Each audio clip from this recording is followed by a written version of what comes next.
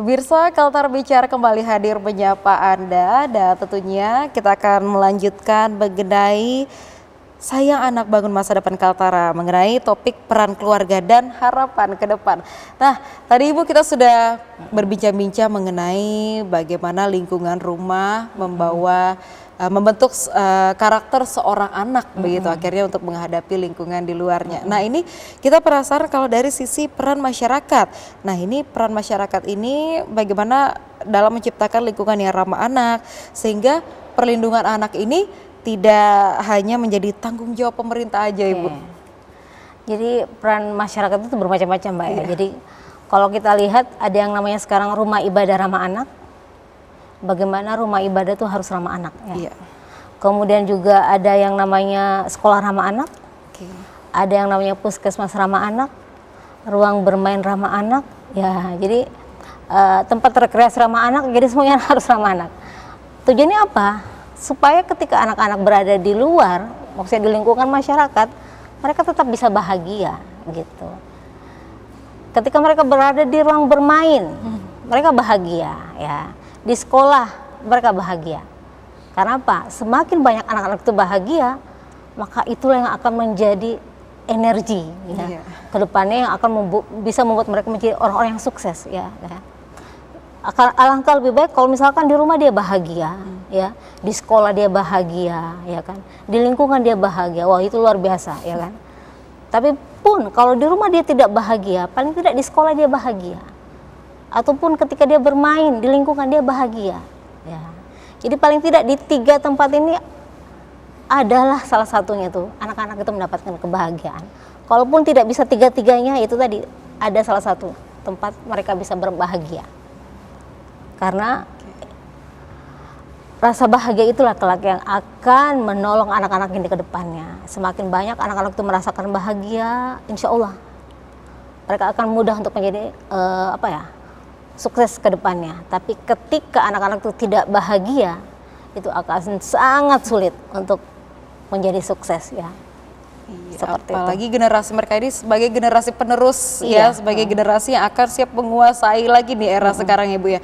Nah, bahwa di kantor juga saya sempat mendengarkan informasi bahwa juga harus ada ruang khusus untuk anak yang mau setidaknya ada mungkin beberapa spot begitu ya Bu ya. Ada tempat main anak gitu atau tempat ibu menyusui begitu, ramah anak. Ternyata sudah diwajibkan ya kalau di Indonesia ini bahwa di setiap perkantoran juga setidaknya harus punya ruang tersebut. Itu tadi Mbak, kembali lagi ketika anak-anak itu mungkin ikut orang tuanya ke kantor, ada tempat ruang, satu ruang yang bisa membuat dia bermain, akhirnya dia bisa bahagia gitu. Jadi sebenarnya kalau untuk anak-anak itu untuk menjadi bahagia itu sangat mudah ya maksudnya ya. Dengan bermain mereka bisa bahagia, juga ketika mungkin mereka ke tempat ibadah ya, dimana juga mereka di sana juga bisa bahagia. Jadi kita sebagai pemerintah berusaha untuk ketika semua lini itu bisa membuat bahagia anak gitu ya. Saya juga dulu ketika belum bergabung di pemberdayaan perempuan, saya juga bingung dulu bertanya-tanya ngapain sih banyak taman gitu kan ya, taman di mana-mana untuk apa gitu kan ya, menghabiskan anggaran saja gitu kan. Ternyata setelah saya di pemberdayaan perempuan, oh ternyata gunanya untuk itu ya. Jadi di mana anak-anak itu bisa mengakses setiap saat mereka bermain di situ, mereka bahagia gitu kan, karena itulah yang akan menjadi modal mereka ya untuk menjadi orang yang sukses seperti itu. Oke, berarti mereka sudah dari hal tersebut, dari adanya fasilitas ramah anak tersebut juga membuat mereka ada rasa aman dimanapun mereka berada Ibu ya. Dan percaya kepada dunia bahwa tidak perlu takut untuk berada dimanapun gitu.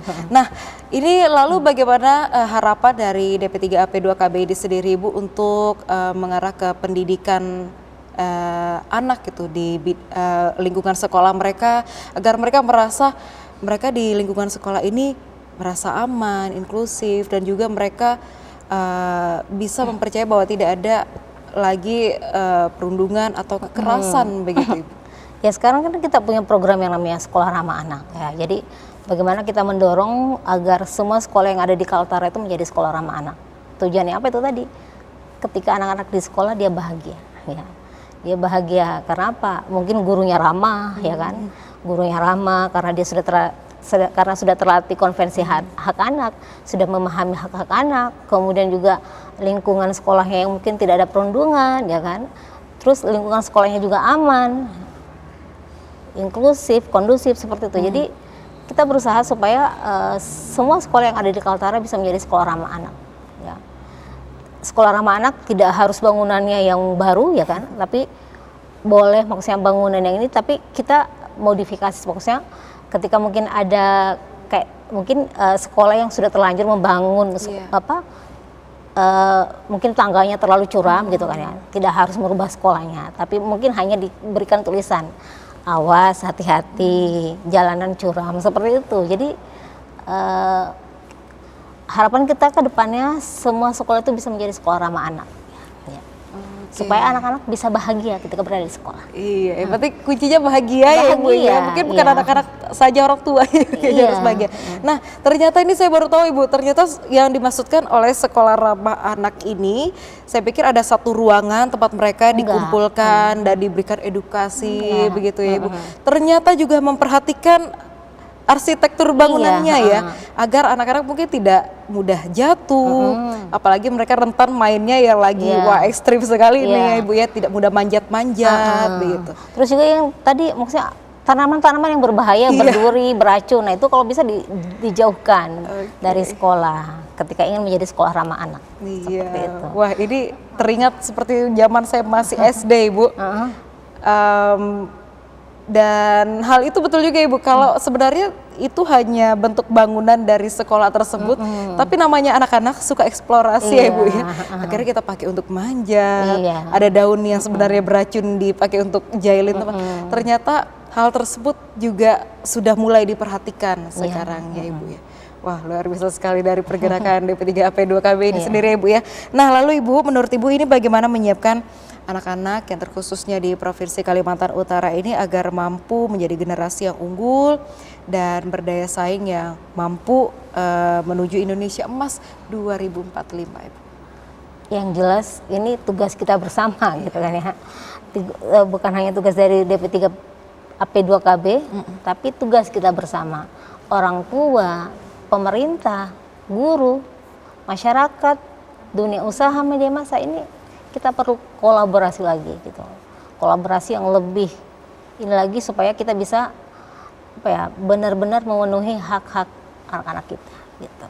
Oke, nah baik Ibu, ini luar biasa sekali Ibu, semakin dalam dan juga waktu sudah semakin menipis Ibu. Ini saya mendengarkannya luar biasa sekali tanggapan Ibu gitu. Nah, lalu Ibu ini sebagai penutup, apa pesan Ibu kepada seluruh orang tua, guru dan juga masyarakat Kalimantan Utara agar tetap semangat untuk sayang anak, bangun masa depan Kaltara ini dapat mereka terapkan dan wujudkan dalam kehidupan sehari-harinya mereka Ibu? Itu tadi ketika kita berbicara tentang anak, ada 4 hak yang harus kita penuhi. Yang pertama adalah hak hidup, bahwa setiap anak itu berhak hidup. Kemudian hak tumbuh kembang, setiap anak itu berhak untuk bertumbuh dan berkembang. Kemudian hak perlindungan perlindungan bahwa setiap anak juga berhak mendapatkan perlindungan dimanapun dia berada, dan hak partisipasi, hak anak diberikan kesempatan untuk berbicara. Ya. Jadi sebisa mungkin yaitu tadi kita sebagai orang tua, sebagai pemerintah harus mengakomodir keempat hak ini. Ya. Ketika mungkin hak-hak itu kita sudah berikan dengan baik gitu kan, maka insya Allah kita tidak perlu maksudnya kita optimis lah dengan masa depan Kaltara ya, ketika kita sudah bisa memberikan haknya, menciptakan ruang yang ramah anak ya dimanapun mereka berada. Saya rasa ya kita sudah istilahnya sudah kita tinggal memetik hasilnya kelak gitu, seperti itu ya. Oke, berarti tinggal menunggu hasil hasil dengan usaha yang kita lakukan ya kan. Iya, luar biasa sekali Bu ya untuk pergerakan dari DP3AP2KB ini yang ada di Provinsi Kalimantan Utara, dan tentunya dengan tema sayang anak bangun masa depan Kaltara tadi sudah dijawab sepenuhnya oleh Ibu Nuraini Asri selaku analis kebijakan ahli muda DP3AP2KB Kalimantan Utara. Ibu terima kasih untuk tanggapannya hari ini luar biasa sekali dan semoga nanti untuk kegiatan Hari Anak Nasional yang berikutnya bisa bersama TVRI Kaltara Ibu ya, kita sama-sama membantu pergerakan sayang anak ini Ibu. Dan tentunya Ibu kita mau pamit dulu Ibu dari pemirsa, dan pemirsa jangan lupa saksikan kembali Kaltara Bicara hadir setiap Senin dan juga Rabu pukul 17 waktu Indonesia bagian Tengah. Dan akhir kata saya Herli Daigong beserta tim kerja yang bertugas pada hari ini mengucapkan terima kasih atas perhatian Anda. Selamat sore, salam damai Benuanta, Kaltara di hati dan sampai jumpa.